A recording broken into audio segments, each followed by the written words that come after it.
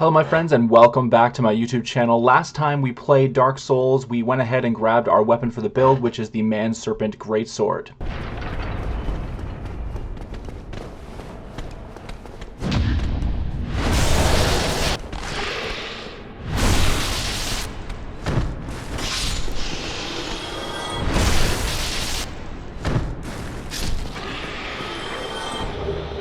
The first step on our journey is going to be getting it some upgrades. So thankfully we have a bunch of souls from just running around the map. So our next step is going to be to visit Andre and upgrade this thing a little bit.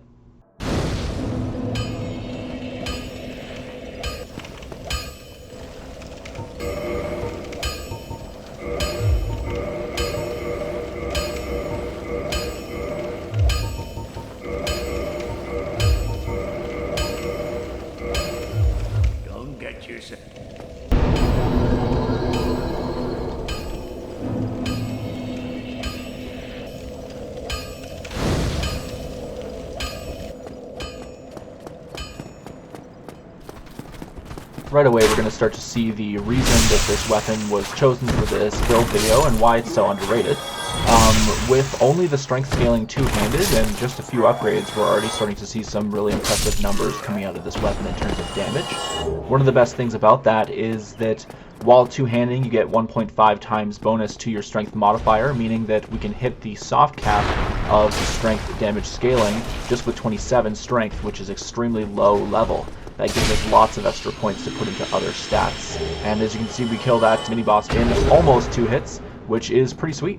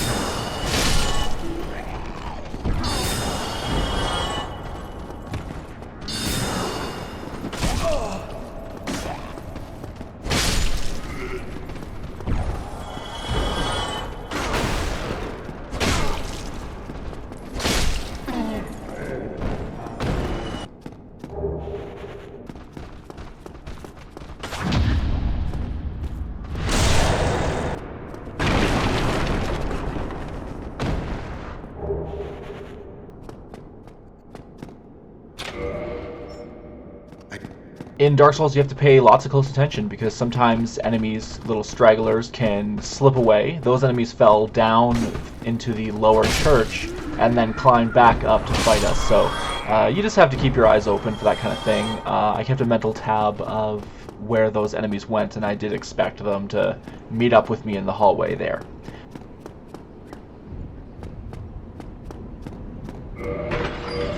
Down the elevator here, we're going to pop a bunch of souls and ready to pick up a certain ring at Fireman's Night.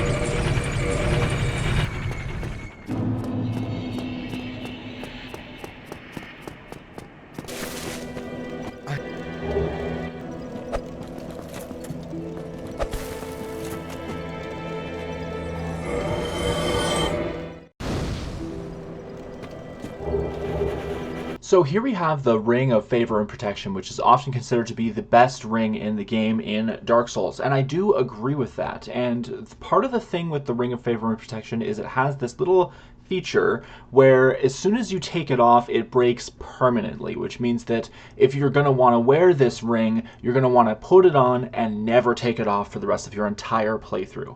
Now, that's not very much a steep cost when you consider what the ring offers you. The ring gives you a 20% increase to your health, stamina, and maximum equipment load. Now, in my opinion, the thing that really pushes this ring over the edge in terms of making it extremely useful and very good is the fact that it increases your maximum stamina specifically.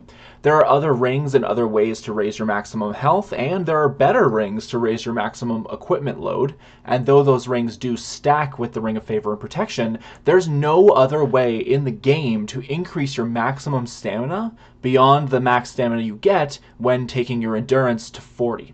As a result, it's a ring that I always wear on all of my builds, including mage builds, because stamina is always useful, no matter what kind of build you're playing.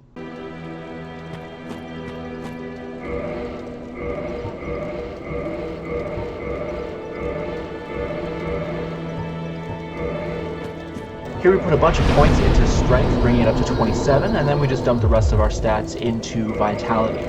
Once you hit 27 strength while two-handing your weapon, the stat total of 27 strength multiplied by 1.5, because we're two-handing our weapon, adds up to 40 strength. And 40 strength is the soft cap for strength scaling weapons. That gives us maximum damage with our weapon at the incredibly low level that we're at, so there's plenty of room for other stats.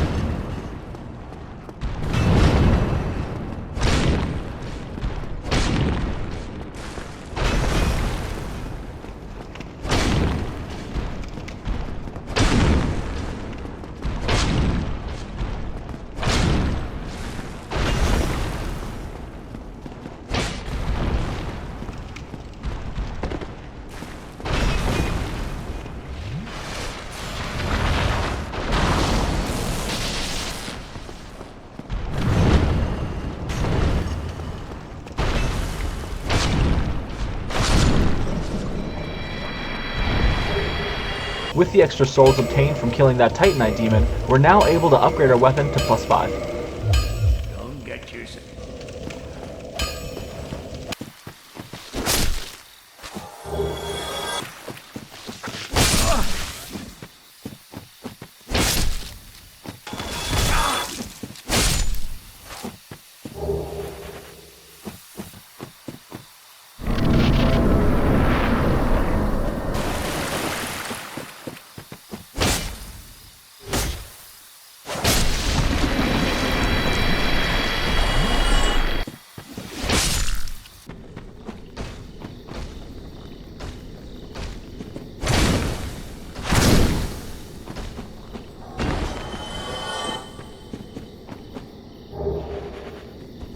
After taking a brief detour to pick up the wolf ring, which will come in handy later, we take a brief moment to have a look and admire the level design of this game.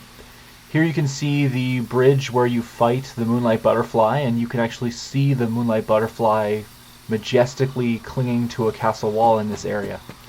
Just thought that was something really cool that deserved mention.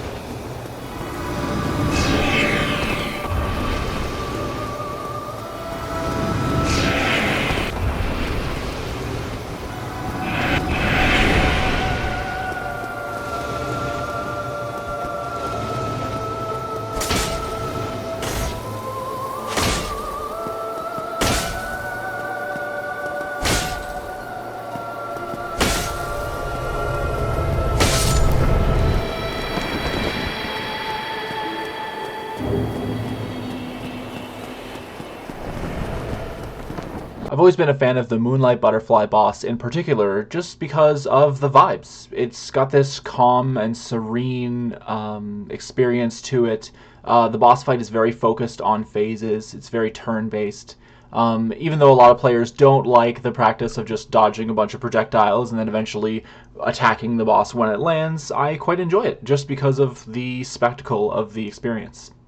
And thankfully with our build we do enough damage to be able to defeat it in one cycle instead of having to fight it for a prolonged period of time. And you might be wondering why my character is running around without any armor on. Well, Dark Souls has three kinds of rolling. It's often called fat roll, medium roll, and light roll. Now, when it comes to rolling, it affects your movement speed as well as the amount of iframes, invincibility frames, that you get while you are rolling, so it's generally better to always light roll. I want the stamina recovery that comes from the Grass Crest shield in my left hand, and my weapon itself is pretty heavy. We're wearing a little helmet on our head for some poise, and all of that adds up to as much as we can carry while light rolling. It's definitely not for any other reason.